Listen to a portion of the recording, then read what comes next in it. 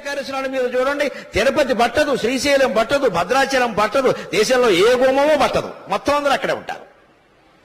ఆ రోజు మహాపుణ్యం చేసిన పాపాలన్నీ పోతాయి. అంటే అన్ని పాపాలు చేశాడు అన్నమాట ఈయన.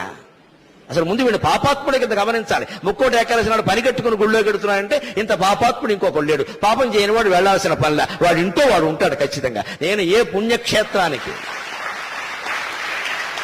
ఏ పుణ్యక్షేత్రానికి, ఏ పుణ్యతీర్థానికి, ఏ పుణ్యతిథి నాడు నేను వెళ్ళాను. ఎందుకంటే నేను ఏ పాపము చేయలేదు, పోవలసినవేం లేవు.